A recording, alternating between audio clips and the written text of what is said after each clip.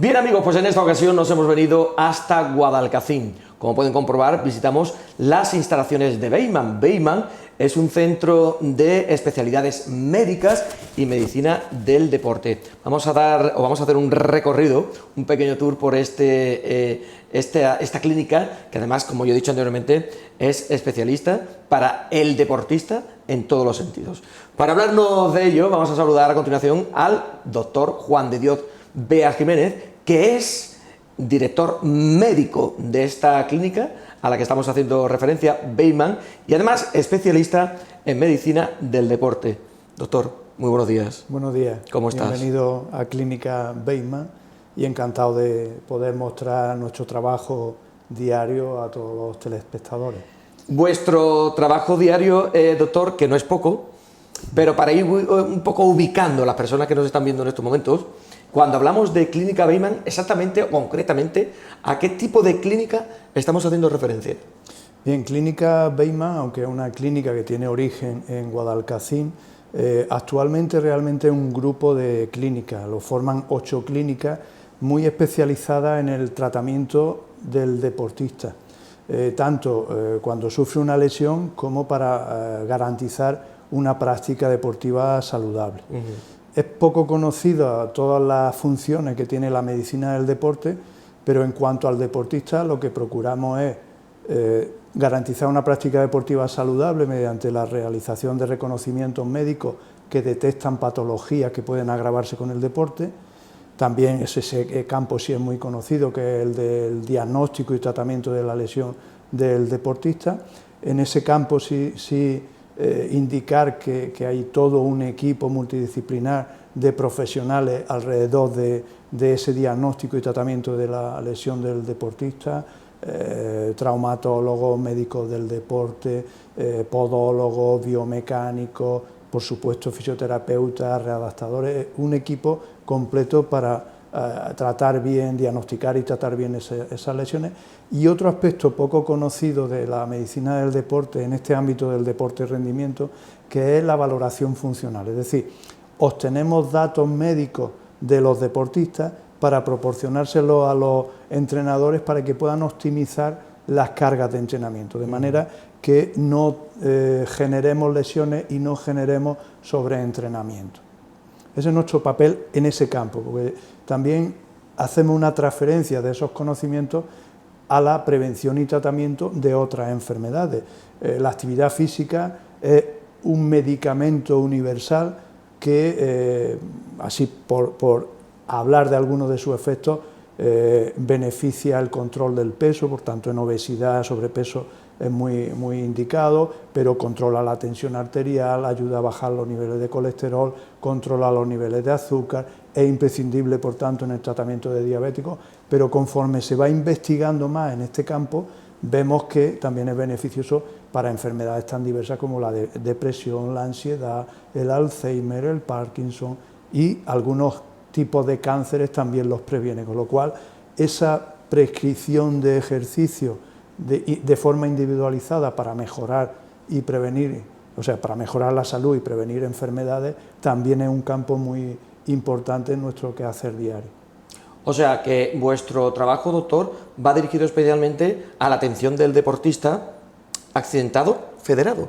Sí, ese es nuestro máximo actividad, digamos, diaria. Del orden de 340.000 deportistas federados de toda Andalucía, cuando sufren un accidente deportivo, tienen que acudir a Beiman para recibir las atenciones sanitarias necesarias para recuperarse de ese accidente.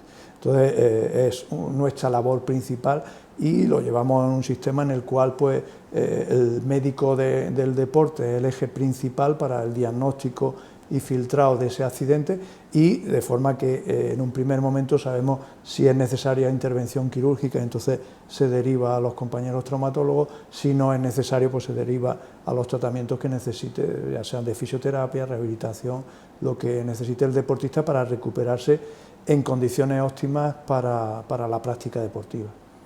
O sea, como decíamos anteriormente, atención al deportista accidentado federado, pero como solemos decir, el deportista está concienciado en el sentido de prevenir antes que curar. ¿Hay que hacerse las revisiones rutinarias para que no tengamos a largo o corto plazo pues una lesión? Yo diría que cada vez más, digamos, no lo suficiente, porque pasa como eso, que no nos acordamos de Santa Bárbara hasta que truena, ¿no? Claro. Entonces, hasta que no ha aparecido una lesión, pues no acudimos al médico, y hay cierta costumbre de no acudir al médico, de ir directamente al fisioterapeuta, y claro, a veces el fisioterapeuta es capaz de solucionar ese problema, pero sin un diagnóstico adecuado normalmente no hay un tratamiento adecuado.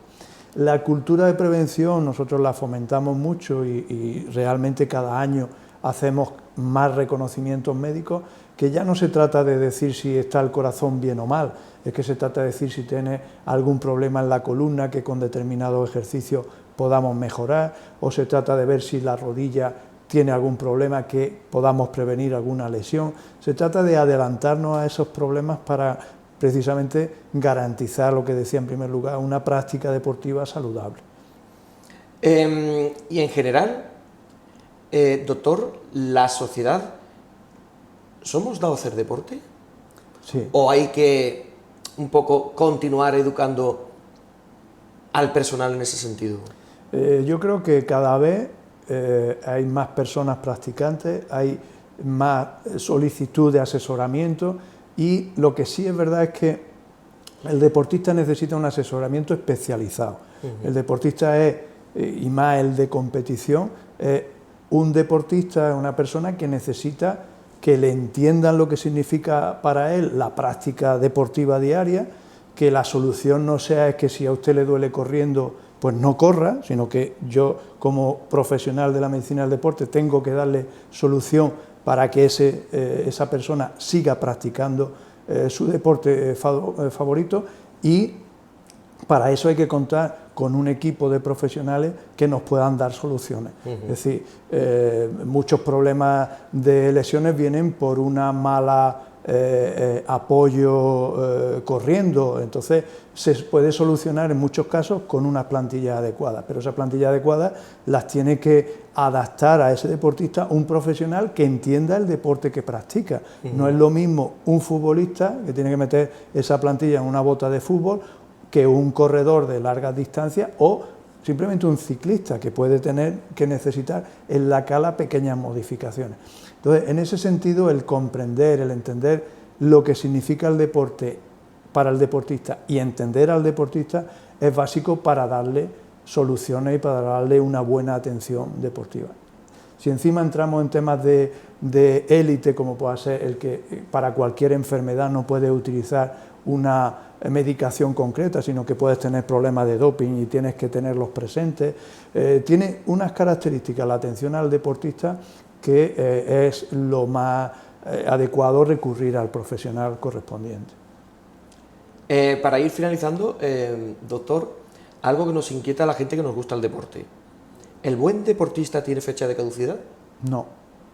Y hoy en día lo estamos viendo con un Nadal con 36 años ganando el 14 Roland Garros.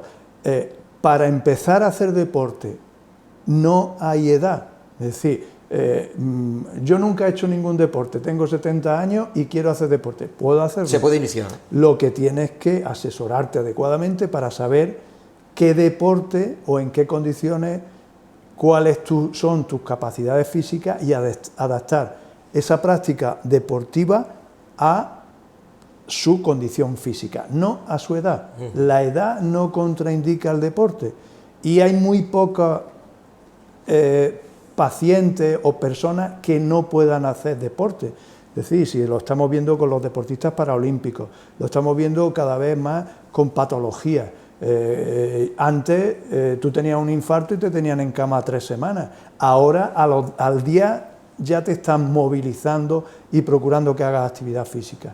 No hay contraindicación para el deporte, hay adaptaciones necesarias para práctica deportiva saludable, y eso son los profesionales de la medicina del deporte, de la ciencia de la actividad física y el deporte, los fisioterapeutas, los traumatólogos especializados en traumatología deportiva, los podólogos biomecánicos especializados en podología o en biomecánica deportiva, los que nos dicen cómo podemos conseguir nuestras metas sin que corra peligro nuestra salud.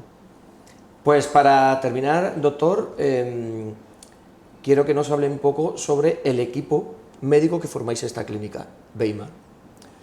Bien, en clínica Beyman y en concreto esta de Guadalcacín, pues somos unos privilegiados. Sinceramente, no hay un grupo profesional,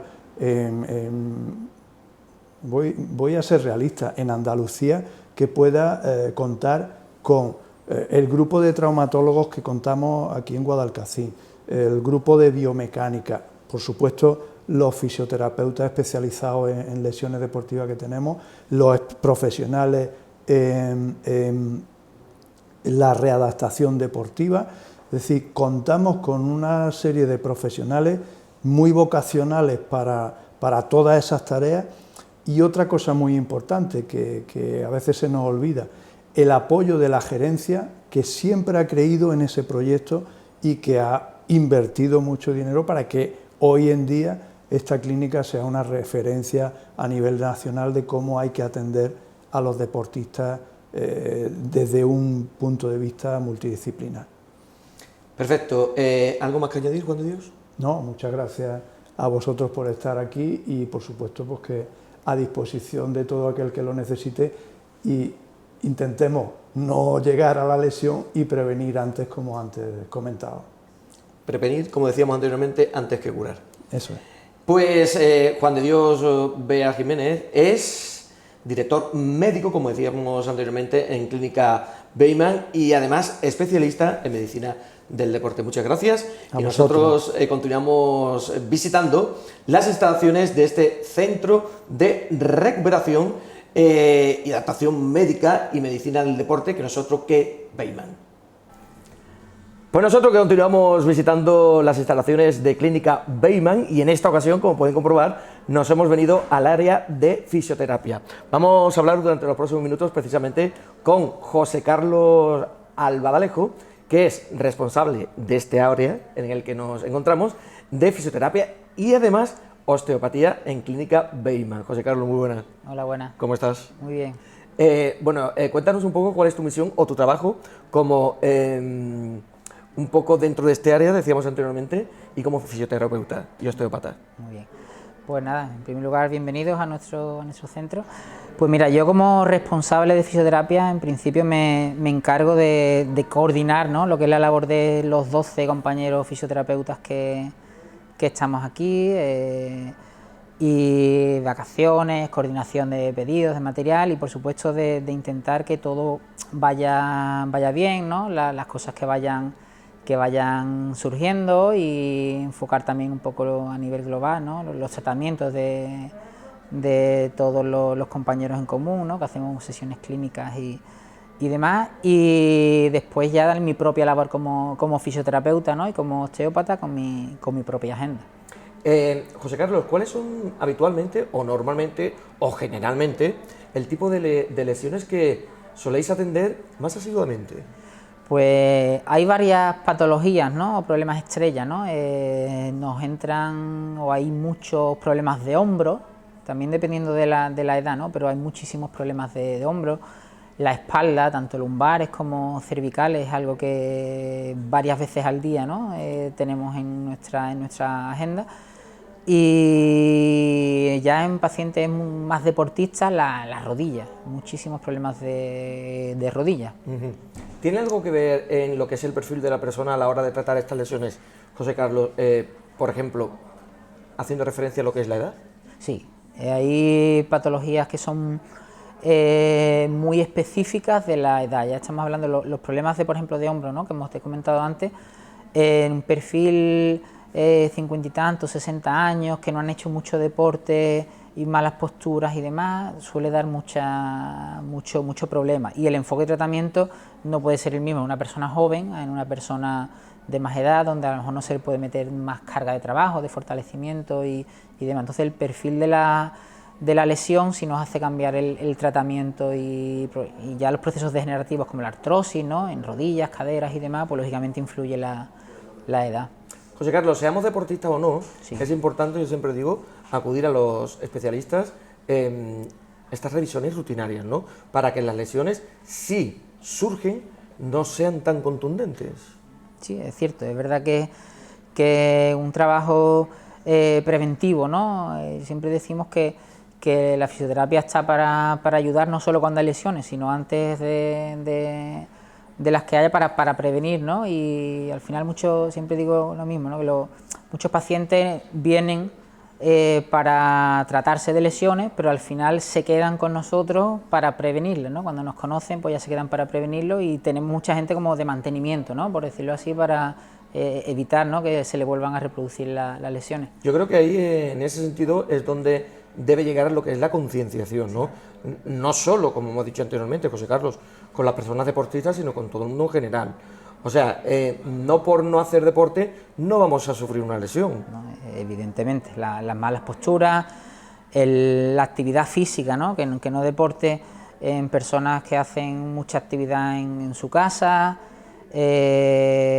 fuera de casa, oficinistas que están más sedentarios y no tienen esa movilidad, que por eso también se lesionan muchas veces, pues es fundamental que se traten. Y lo que hablas de la concienciación es verdad que es tal cual, porque yo recuerdo desde hace 12 años que abrimos, ¿no? Y que yo tengo la suerte de llevar trabajando desde que abrimos, el perfil incluso ha cambiado. Antes era muy difícil encontrarse una persona de 65 años viniendo a descargarse la espalda o las cervicales. A descontracturar también. Descontracturarse.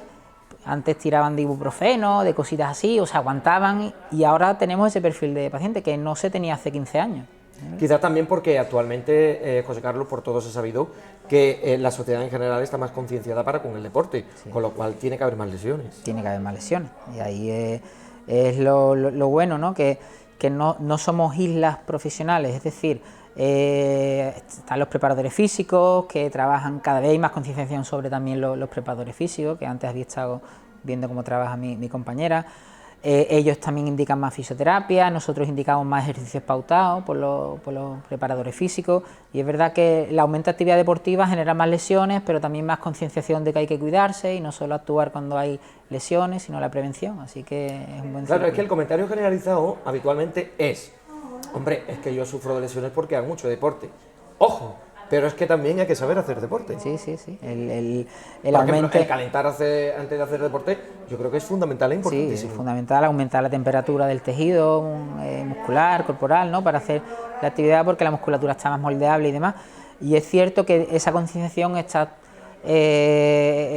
afortunadamente, ¿no? Está creciendo, y ya es difícil encontrar a alguien amateur que tenga ese ritmo, no solo de competición, ¿no? de esto, pero sí saben que tienen que venir a descargarse de vez en cuando, sí saben que tienen que calentar, los estiramientos al final, ¿no? Y hay gente que sí los incluye, el reposo, la alimentación, la verdad que, bueno, se está, dentro de lo que es el amateur o las personas de a pie, se está profesionalizando un poco, ¿no?, lo que es la actividad deportiva.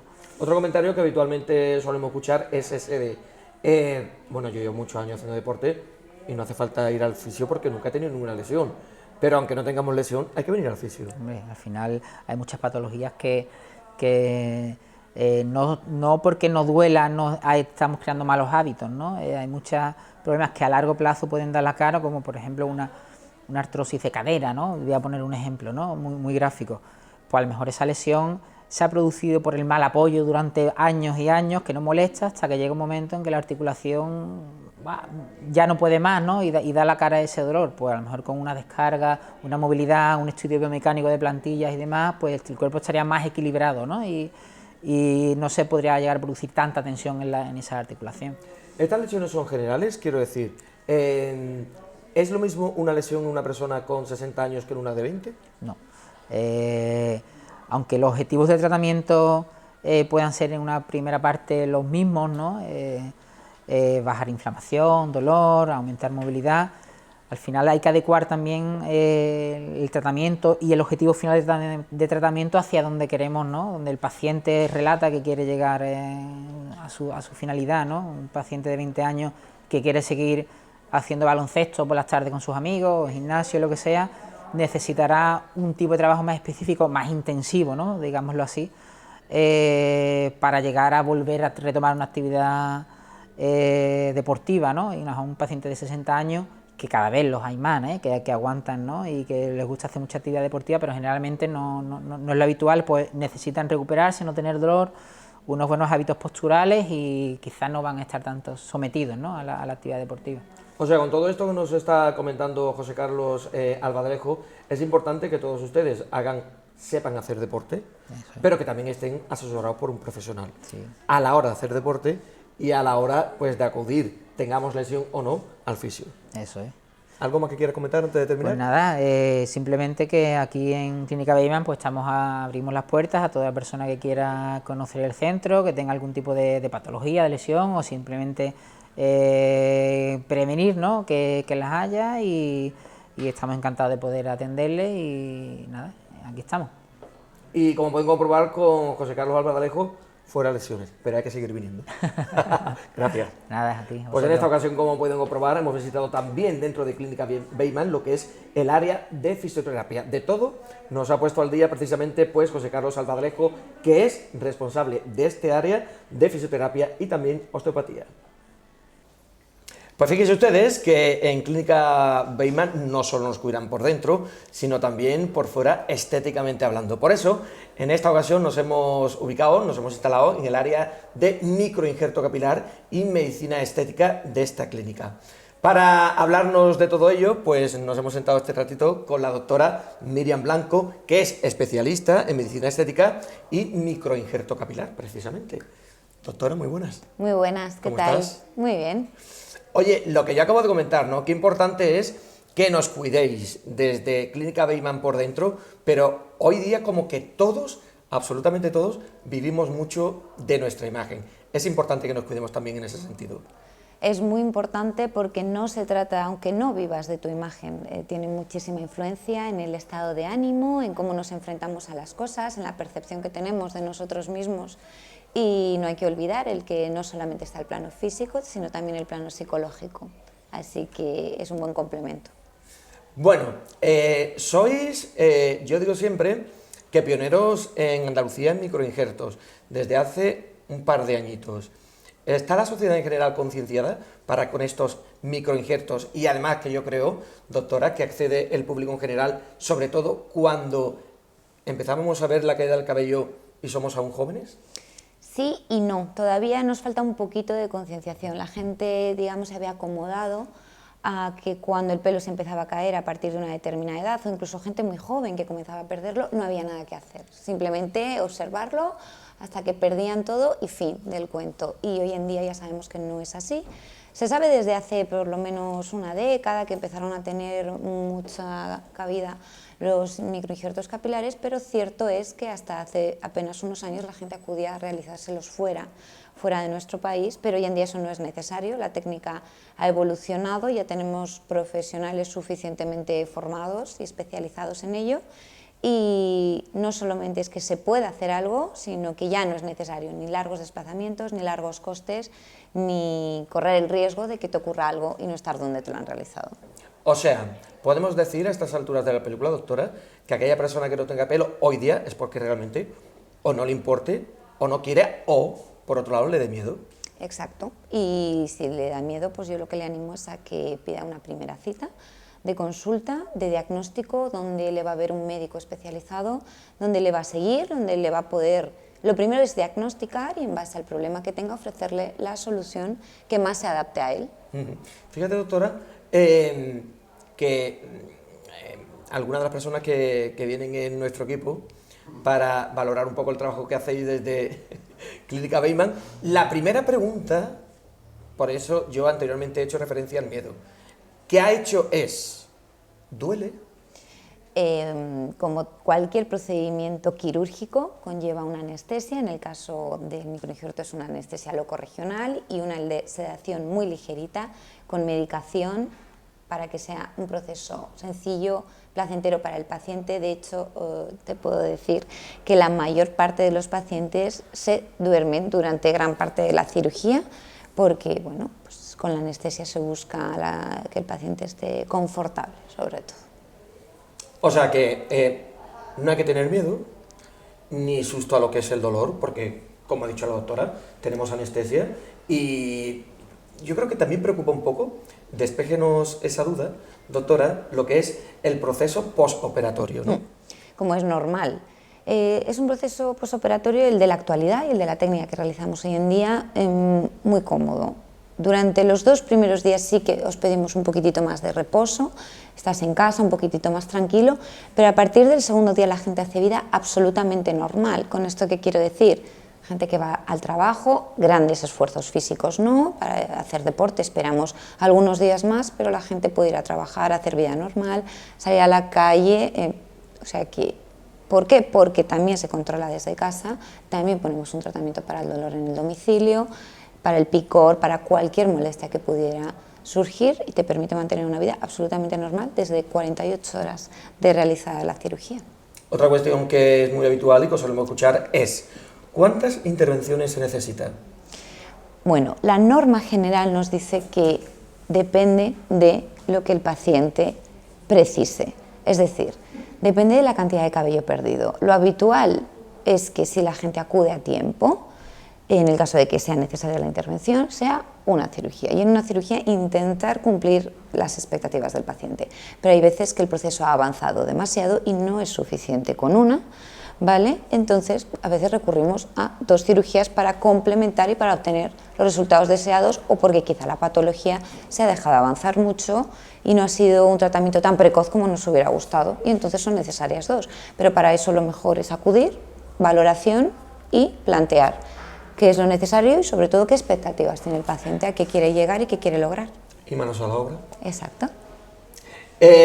Otra cuestión importante, ¿el cabello injertado se puede volver a caer? No, el cabello injertado lo que hacemos es cogerlo de una zona que sabemos que no está afectada por la patología, por eso es tan importante el diagnóstico previo y las pruebas que realizamos previamente, sobre todo la tricoscopia, que es lo que nos dice ese estado de salud del cabello, para asegurarnos de que de dónde lo cogemos, el cabello que va a ser de la zona donante, que así la llamamos, no esté afectada por ninguna patología, y garantizar que allí donde lo ponemos es donde va a crecer y no va a padecer nada que pueda hacer que se caiga. O sea, tengan claro que el cabello que se injerta no se vuelve a caer, pero ojo, el que nos queda a nosotros sí se puede caer, evidentemente, pero se puede repoblar y no pasa absolutamente nada. Exacto, por eso nosotros insistimos tanto en el tratamiento global de la enfermedad, es decir, cuando acudes a una consulta, no acudes a una consulta de microinjerto,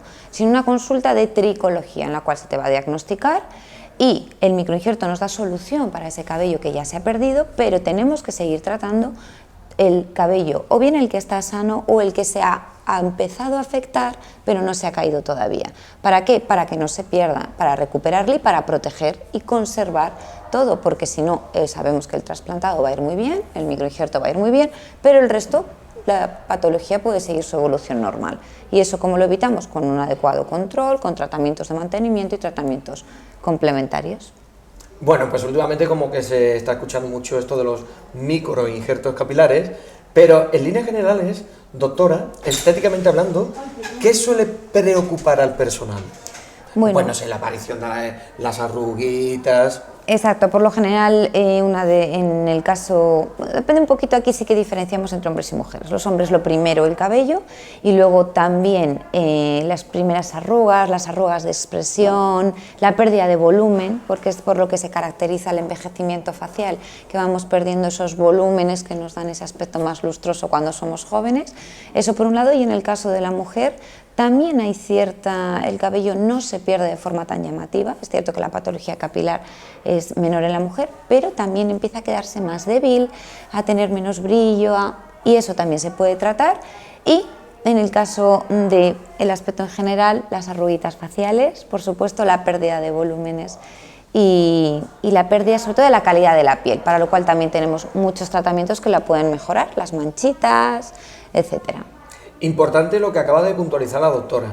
Hemos hablado del microinjerto capilar en personas masculinas, en chicos, pero se habla poco de las chicas, ¿no? En ese sentido. Se habla poco y es un error, porque nos encontramos muchas mujeres que llevan años viendo cómo su cabello se va cayendo, el cabello se ve afectado por mucha patología y a veces por el curso normal, lo que es el cumplir años, como es la posmenopausia, importantísimo en la mujer con un montón de cambios y conlleva afectación del cabello y no consultan. No consultan, aceptan, se limitan, digamos que se resignan cuando se pueden hacer muchas cosas, se puede diagnosticar, se puede tratar y recuperar y sobre todo que el aspecto que tenga ese cabello sea el mejor posible. Estéticamente hablando,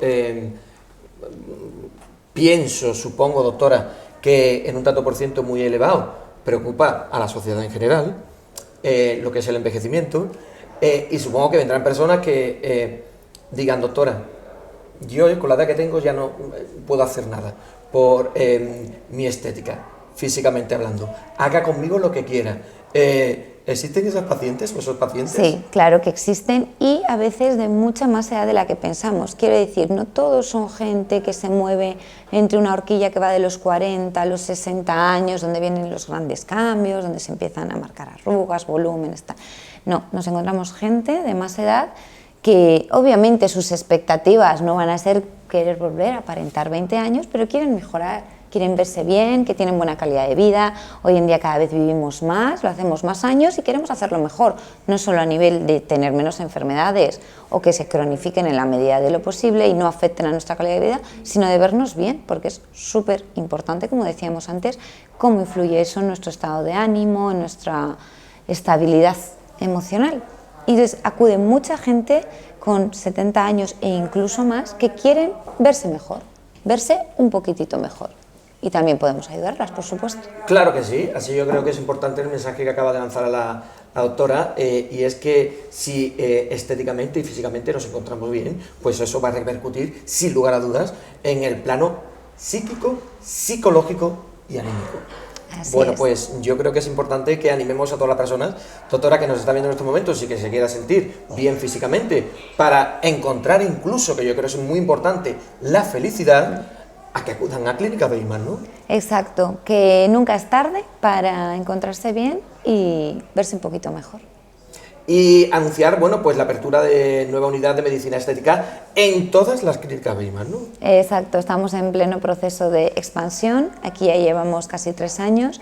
Cierto es que como ha crecido tanto el departamento, lo que hemos hecho es dotarle de instalaciones propias, nuestros propios quirófanos, nuestras propias consultas y aunar a ello toda la parte de medicina estética, pero también comenzamos en el resto de clínicas Beiman en Andalucía.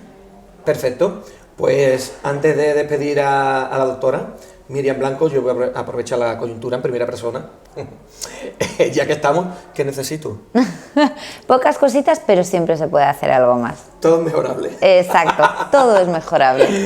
Pues la doctora Miriam Blanco es la persona que nos atiende en el área de microinjerto capilar y medicina estética aquí en Clínicas Beiman. Muchas gracias. A vosotros. Enhorabuena por vuestro trabajo. Gracias. Pues en esta ocasión, como han podido comprobar, hemos visitado Clínicas Beiman aquí en Guadalcacín.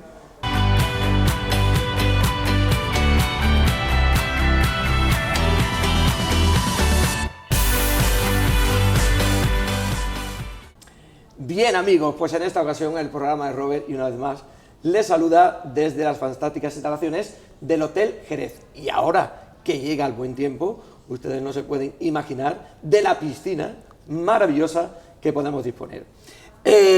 Bueno, estoy hoy contentísimo y feliz porque en el fondo yo tenía ya muchas ganas de hablar con nuestro próximo invitado, que les anuncio. Él es nacido en Sanlúcar de Barrameda, eso por un lado, pero con 17 años se marchó a Madrid y hace 10 en concreto decidió volver de nuevo a su ciudad natal. Nos presenta su primer libro, aunque él en su trayectoria cuenta con algunos poemarios, con pregones incluso, con conferencias, pero hoy yo creo que redundemos en este viaje a Sanlúcar. ¿De qué forma vamos a viajar a Sanlúcar y cómo? ¿Qué recorrido vamos a hacer por esta ciudad? Pues a esta cuestión y a otras tantas va a responder precisamente el autor de este libro que nosotros, que es Eduardo Domínguez Lobato Rubio. Eduardo, muy buenas. Robert, muchas gracias por tenerme aquí, por regalarme este espacio, por las palabras que has dicho, por recordar el Hotel Jerez y por estar en Onda Jerez. Muchas gracias, Robert. Gracias a ti por atender nuestra llamada.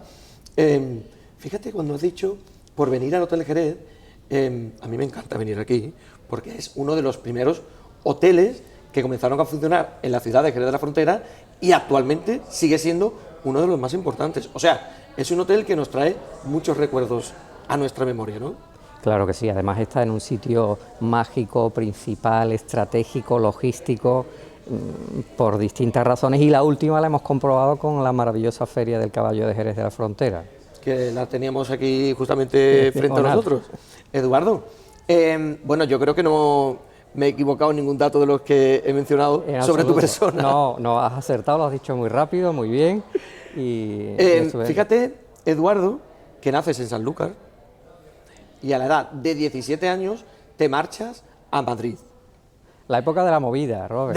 Es lo que te iba a decir, Sí. en plena época de la movida. Sí. De Malasaña, todos esos barrios Madre mía, muy bonitos, pero difíciles.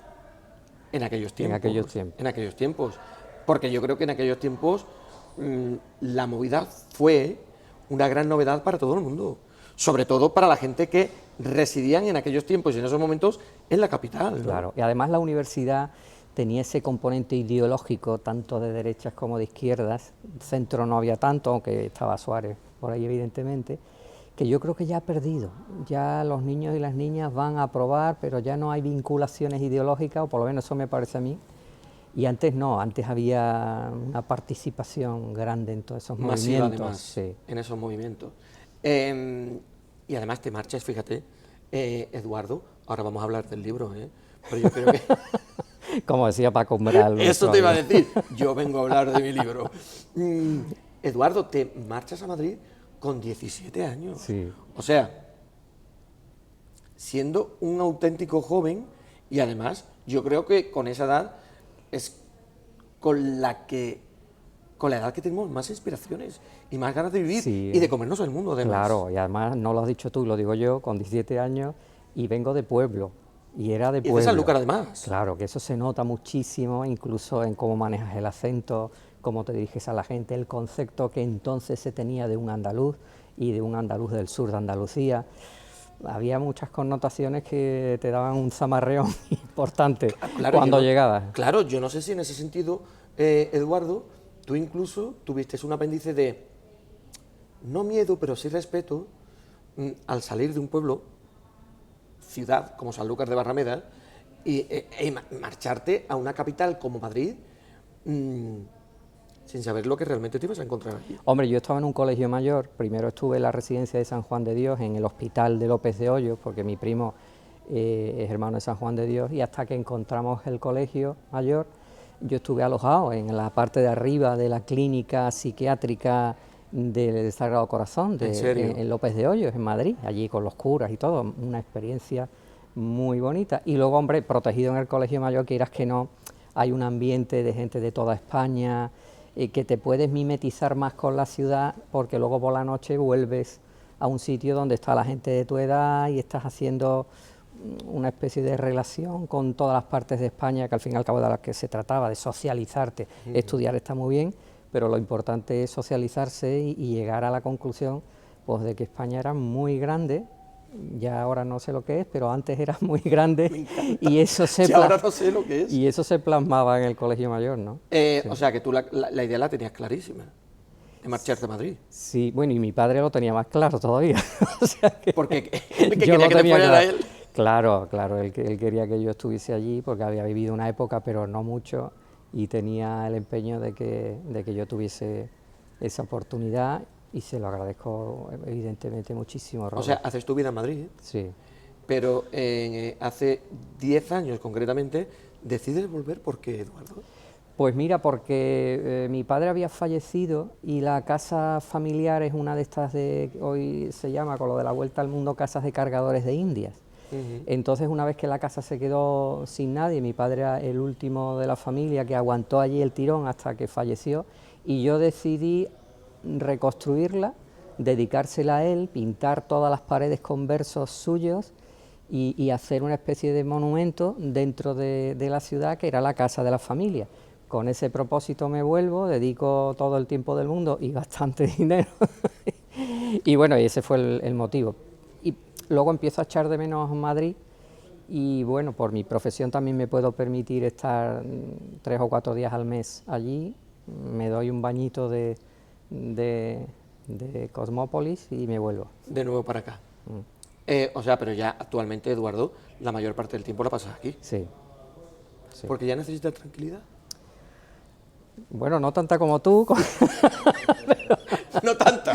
Bueno, a ver, porque antes hemos estado hablando. Pero sí. Y le he dicho a Eduardo, yo ya no soy ciudadano del mundo. Sí. Yo necesito mi estabilidad, mi paz, mi tranquilidad.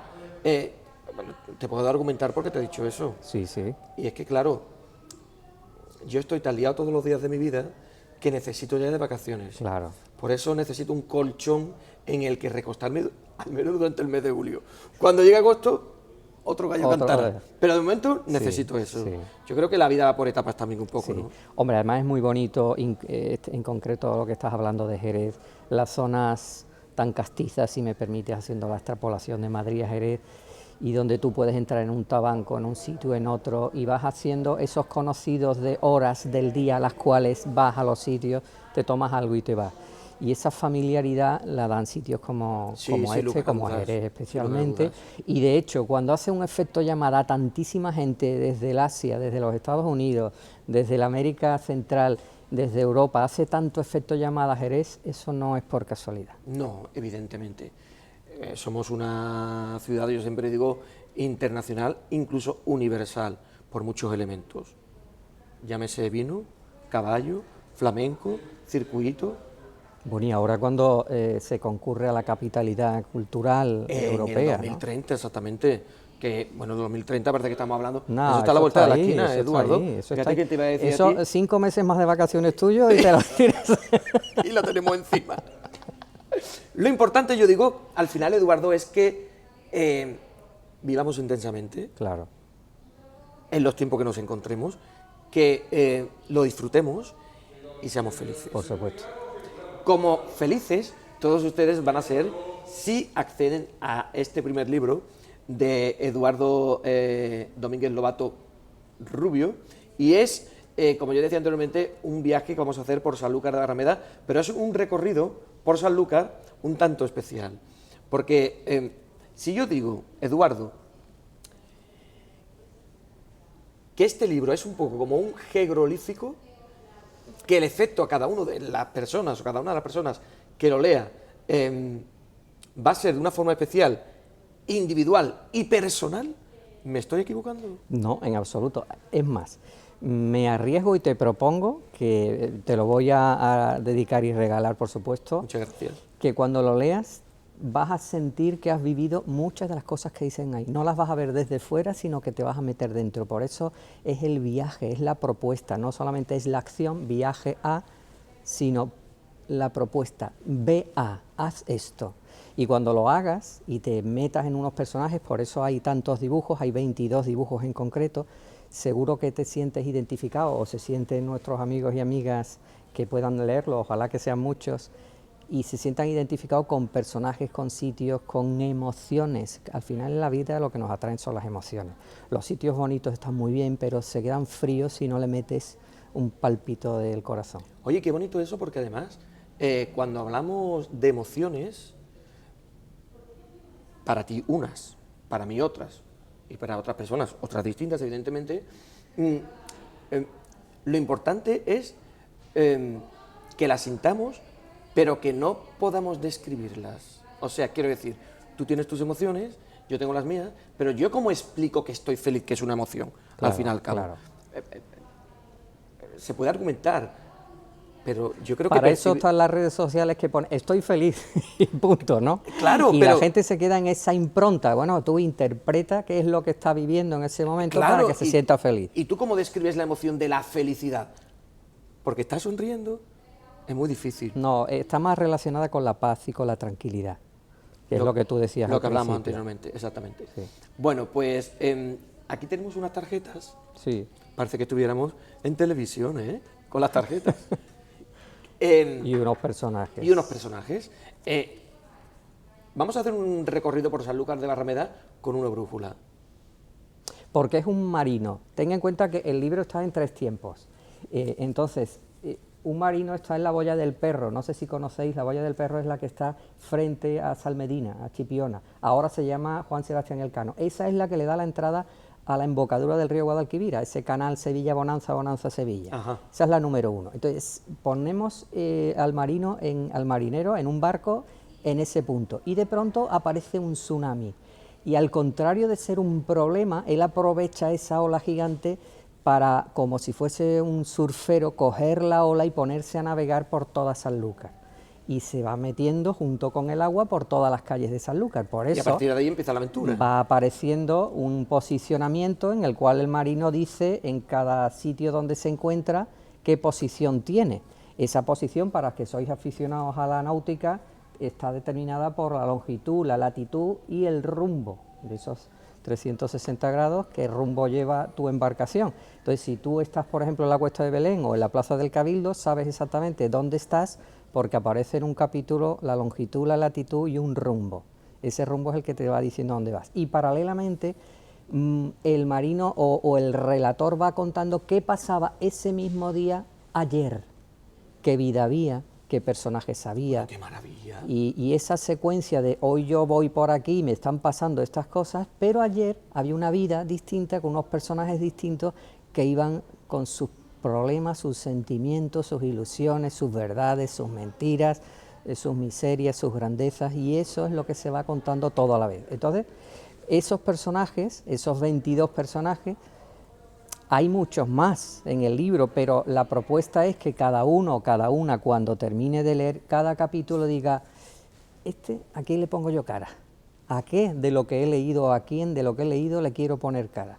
Y cada uno, como tú dices, tendrá esa apreciación, sensación esa de sensación, hacer lo que le dé la claro. gana. El libro lo que propone es, yendo a lo que tú deseas de paz, tranquilidad y libertad, Volvemos a ello. que cada uno haga lo que le dé la gana. Eso es. Eso es lo que hace el marino, eso es lo que va contando y eso es lo que la gente, estos personajes, van diciendo al fin y al cabo, que cada uno va relatando cómo quiere vivir la vida y por qué ha sido hasta la fecha como ha sido, que generalmente son por condicionantes, ¿no? Fíjate, Eduardo, que tú podías haber escrito un libro al uso, como hay tantísimos, millones de libros, escritos por escritores, y valga la redundancia, pero ¿por qué has pensado en esta forma tan original?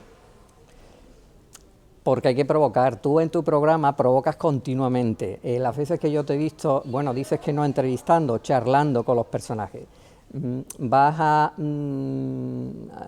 sacarle el punto, entre comillas, más débil de tu entrevistado o entrevistada, pero es para que, en el fondo, saque esa caja de Pandora que todos tenemos y que generalmente Lo que no realmente alcanza. quiere el entrevistador.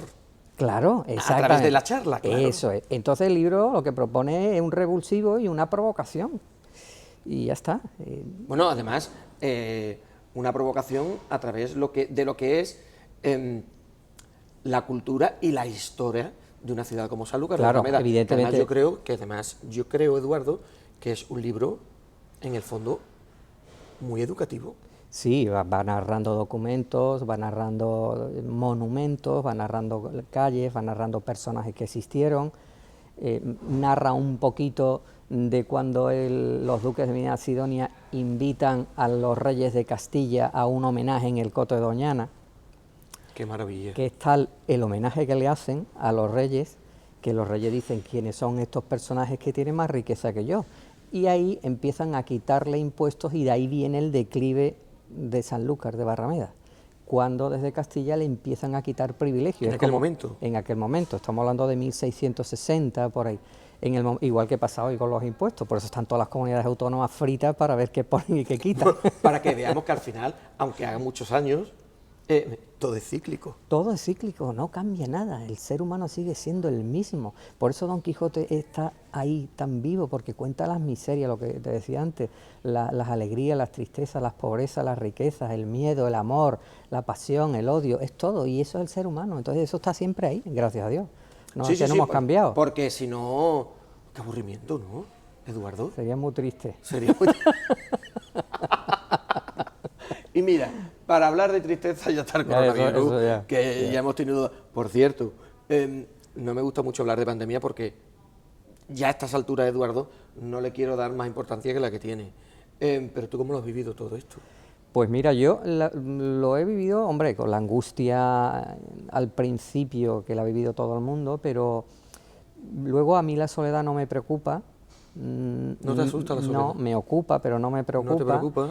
Y luego aproveché porque en ese momento tenía un pastor alemán que murió con 11 años y me permitía salir todos los días de paseo muchas veces, con lo cual ese privilegio que tenía de pasear los dos con un animal que era lo más cercano a una persona que se puede entender, me permitió estar en la calle, pasear, hacer cosas que los demás a lo mejor no tenían esa posibilidad de hacer. En esos momentos, claro. Por ese encerramiento, lo de confinamiento queda muy feo. Encerramiento no voluntario me gusta más. Claro, es como, Eduardo, cuando decíamos, yo tengo unas ganas de volver a la nueva normalidad. A la nueva normalidad. Normalidad. Esa nueva normalidad, porque volver a la normalidad que teníamos. Sí. Nueva normalidad para mí no existe, porque nada es nuevo. Continuamos con lo que teníamos 2 años atrás. Sí. ¿Dónde podemos, Eduardo, adquirir el libro? Pues mira, hay un correo electrónico que es el que está funcionando de momento, a principio que es viajeasanlucar@gmail.com, viajeasanlucar@gmail.com, y luego, pues, como se suele decir, a principios de julio estará en todas las plataformas. Que eso se lleva mucho ahora. Eso se lleva mucho. En todos los sentidos, incluso musicalmente hablando, bueno, todas las plataformas digitales. Claro. Y es que tecnológicamente hay que avanzar. Sí. Hombre, pero mira, las librerías de toda la vida, y aquí en Jerez hay muy buenas librerías, en Madrid hay librerías antiguas magníficas, muy buenas, y eso de aproximarse, tocar el papel, eso es como, hay personas que tienen que ir de compras, y hay otras personas que esas compras las puedes realizar en una librería, y puedes tocar el papel, puedes pasear por los anaqueles, y eso también es disfrutable, ¿no? Claro, yo hago en esto siempre una comparativa con la música. A mí los CDs no me gustan. Los buenos amantes de la música. El vinilo. Claro, el vinilo. ¿Que ha vuelto otra vez? Está volviendo y a mí me parece algo maravilloso. Y los tocadiscos. Claro. Vamos, que a mí por mi cumpleaños hace poco tiempo me regalaron un tocadisco que yo no daba crédito. O sea, me vinieron tantos recuerdos de mi infancia. Y el ver el vinilo, la portada del disco, el tocarla, es otro mundo. A la frialdad del CD. Hay que volver a lo que volver y a lo que nos daba vida. Además, el vinilo tiene obsolescencia. Perdón, el CD, a lo mejor en 25, en 30 años desaparece el contenido porque se deteriora, lo que sea. Un vinilo, fíjate, hay discos de hace 60, 70 años y que van de diamante, ¿no? Están los de pizarra que aún funcionan. Claro. Los de pizarra que aún funcionan y se escuchan. A mí me gusta mucho, Eduardo, la verdad, la realidad y tocar, que yo soy muy tocón, me encanta. Que como realmente se palpan las buenas cuestiones. Bueno, pues Eduardo Domínguez Lobato Rubio, qué corta se me ha hecho la charla contigo. Y a mí también. Ha volado el tiempo, ¿verdad? Ha volado. Bueno, ha volado, ojalá vuele muy alto. Por cierto, es que lo tengo que decir, porque te sigo en televisión y me encanta tu programa. Bueno, enhorabuena por ello. Muchas gracias, nos vamos a echar flores mutuamente. Para aquellas personas que digan, hombre, Eduardo Domínguez Lobato Rubio, yo lo he visto en televisión. Bueno, pues además de ser un magnífico presentador, es un escritor, como han podido comprobar, como la copa de un pino, que además tiene su primer libro, Este viaje a Sanlúcar, poemarios, ha ofrecido pregones, conferencias y todo lo que te venga y más. Muchas gracias, Robert, por haber dejado que me explayara este ratito. Y fíjense, lo de las redes sociales, hay veces que a lo mejor nos empalagan, pero yo les invito a que sigan a Robert en las redes sociales, porque verdaderamente, en el buen sentido, es un provocador y eso hace falta para despertar a la gente. Pero se nota mucho. Las emociones. El que estás en las redes sociales, que soy un provocador. Sí se nota mucho. No, que estoy en las redes sociales, sí, pero que soy un provocador se nota. Pero bueno, la acepción de provocador quiere decir el que mueve el que está diciendo, mire lo que estoy haciendo y pregúntese por qué. Eso es para mí ser un provocador. no que pasa desapercibido. Para eso hay personas que se deciden pasar desapercibidas y punto. Pero también yo creo que hay que una cosa. arriesgar y tú arriesgas muy bien y provocas muy bien. Entonces yo creo que eso es justicia manifestar. Me encanta que me lo digas porque yo no sé si realmente llegaba a provocar o no, pero me lo dice una persona como Eduardo y me lo creo. De todas formas también te digo una cosa. Yo para estar en las redes sociales lo hago siendo activo. Claro. Es que si no, a mí no me interesa Y además con ver la vida de los demás. Claro, además en con un realidad. producto propio. Tú ahora tienes producto y pones el producto. Y eso es manifestarse con el riesgo de que las opiniones son variadas y diversas. Y gracias a Dios, eso significa que uno funciona, que funcionas. Cuando tienes opiniones de todos los tipos y la gente está pendiente, incluso los maledicentes, de a ver qué pone para meterme con él. Eso es maravilloso, Pues, ¿sabes qué me eso pasa? es fantástico. Eduardo, evidentemente que hay opinión para todos los gustos en mis redes. Yo hago referencia en mis redes. Pero el público se porta muy bien conmigo. Hombre, Sí, en serio, primero porque te tiene mucho respeto, segundo porque ve qué tipo de profesional eres y tercero porque te admira. Son 3 baluartes por los cuales se mueve. Entonces al final vas haciendo una pelota como lo de la nieve y vas arrimando a gente de buena condición que disfruta con el producto que pones, con el colorido que presentas y luego con tu personalidad. Incluso, fíjate, yo recibo memes, montajes, bueno, 200.000 todos los días. Pero incluso con todo eso, Eduardo, yo tengo que decir y agradecer con el gusto que lo hacen y no son malhirientes. O sea, yo nunca me he planteado, me voy a quitar de las redes sociales porque ya estoy recibiendo demasiada información sobre mi persona negativa que me llegue a afectar. De todas formas, aunque fuera negativa, a mí no me afecta ya. A esta altura ya, Eduardo, de la película. No, pero que el público, es lo que tú dices, muy respetuoso conmigo. Ellos lo pueden decir incluso por la calle. Se me acerca todo tipo de público, un niño, un joven. ¿Sabes que los jóvenes son más reticentes a esto de saludarte? Y las personas mayores, encantadoras. Sí. Como un encanto ha sido este tiempo que hemos mantenido con Eduardo Domínguez Lobato Rubio presentando este viaje a Sanlúcar a través de su primera publicación y que ustedes tienen que acceder a ella para incluso descubrir cuestiones importantes sobre esta ciudad. Eduardo, un placer. Muchísimas gracias, Robert, muchas gracias a Onda Jerez y que sigas adelante con tus éxitos. Puedes volver cuando quieras, ¿eh? Muchas gracias. Después de tus vacaciones. Sí, por favor. Un placer, Eduardo. Muchas gracias. Bueno, como han podido comprobar en esta ocasión, se ha convertido en protagonista del programa de Robert, Eduardo Domínguez Lobato Rubio, presentando su primer libro, Viaje a Sanlúcar.